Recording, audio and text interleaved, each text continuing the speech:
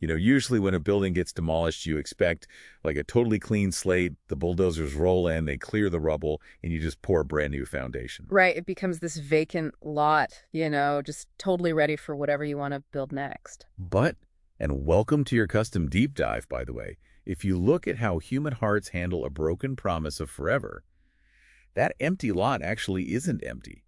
The building is gone, sure, but the concrete remains. Yeah, the foundation is still there, which is exactly what we're looking at today. Okay, let's unpack this. We're looking at a really fascinating article called Whispers of the Ancients. It explores what happens when a promise of forever outlasts the relationship itself. And it brings up this wild concept of reverse right-sizedness. Right, because normally you try to fit like a small thing into a big container.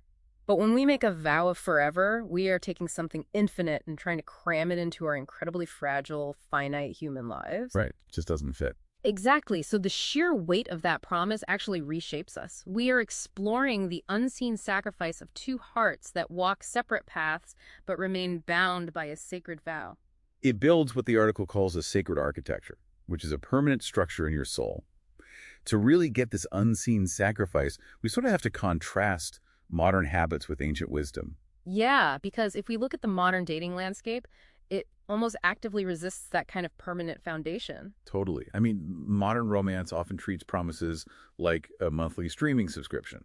It's valid only as long as both people are perfectly happy, and the second the stream gets blurry or you aren't getting a return on your investment, you just cancel the contract. What's fascinating here is that the ancients viewed these promises completely differently. They saw vows as a covenant. Wait, a covenant? Like not just a standard agreement? Right. It wasn't a voidable contract that you could just drop when it got inconvenient. It was an actual spiritual fusion that permanently changed the topography of your spirit.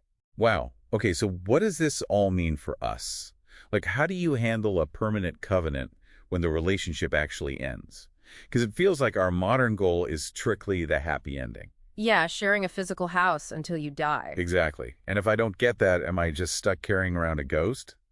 It requires letting go of the whole future you pictured. That is the unseen sacrifice of letting go of that modern happy ending narrative. Instead of sharing physical space, the ancients believed you step into the role of curator for a sacred void. A sacred void. Yeah, you hold on to the essence of the love. You turn a temporary physical loss into a permanent internal asset. Okay, here's where it gets really interesting, because I had to push back a little. Being the curator of a void sounds miserable. Doesn't remaining bound to a past love just sound like being trapped in a cage? Well, if we connect this to the bigger picture, the sacred tether isn't a cage at all. It provides the exact tension necessary for your soul to expand. Oh, I see. Think of it like a tent. You need stakes pulled tight to keep the structure standing. You stay grounded in your own stoic fortress by remaining bound to the empathy and courage that person brought out in you. Oh, wow. So they become like an internal witness.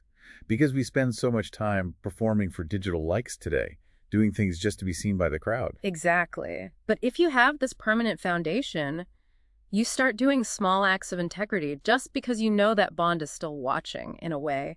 You stay bound to the lessons they taught you, rather than the physical presence you lost. And that shifts the whole dynamic. I mean, by honoring this internal witness, you reach the ultimate goal. The article talks about this leading to transmutation. Right, the transformation phase. Yeah, where the past love transforms from this haunting ghost you can't shake into an actual guiding light. Which means you have to totally rethink how you measure success. You have to admit that forever can actually be a massive spiritual success, even if it was a chronological failure. Right, the relationship didn't last 50 years, but the way it reshaped your internal architecture lasts a lifetime.